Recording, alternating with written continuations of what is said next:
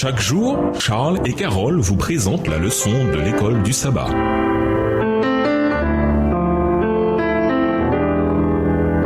Bienvenue dans votre émission. Dieu nous parle. Nous voilà à la leçon de mercredi, choisie par Dieu. On parle beaucoup du fait que Dieu nous élit ou nous choisit pour faire quelque chose. Beaucoup ont différentes conceptions sur ce que signifie cette élection. Que dit la Bible sur notre élection? Lisons Romains 8 et versets 28 et 29. Qu'est-ce que Dieu nous appelle à faire? Pourquoi nous choisit-il? Romains 8, les versets 28 et 29. Nous savons en outre que Dieu fait concourir toutes choses au bien de ceux qu'il aime, de ceux qui ont été appelés conformément au plan divin. En effet, ceux que Dieu a connus d'avance, il les a aussi destinés d'avance à devenir conformes à l'image de son Fils, afin que celui-ci soit l'aîné de nombreux frères. Ce passage déclare spécifiquement que Dieu a prédestiné les humains à se conformer à l'image de son Fils. Il ne dit pas que Dieu nous prédestine soit à être sauvés, soit à être condamnés, et que nous n'avons pas le choix en la matière. En d'autres termes, l'élection concerne l'objectif de notre transformation. Nous sommes appelés à changer pour refléter le Fils de Dieu. Cette transformation est ensuite promise au verset qui suit, Romains 8, verset 30, dans lequel Paul, l'auteur, déclare que ceux que Dieu appelle, il les justifie aussi, les rend justes et les glorifie, sanctifie. Ainsi, nous n'avons pas à nous débrouiller seuls pour parvenir à une transformation, car Dieu promet plutôt d'accomplir cette transformation par sa puissance. Nous vous invitons à lire Romains le chapitre 9. Quel genre d'élection ou d'appel de Dieu est décrit dans ce chapitre? Dans Romains 9, Paul discute de l'élection de Dieu à une tâche spécifique.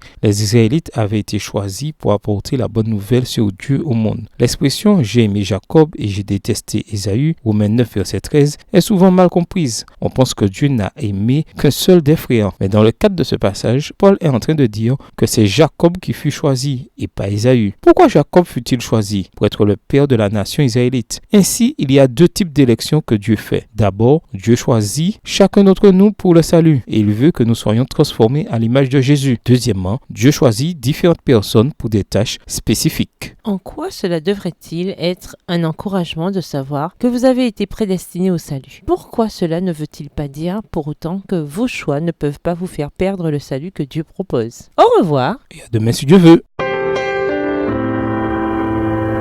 Dieu nous parle.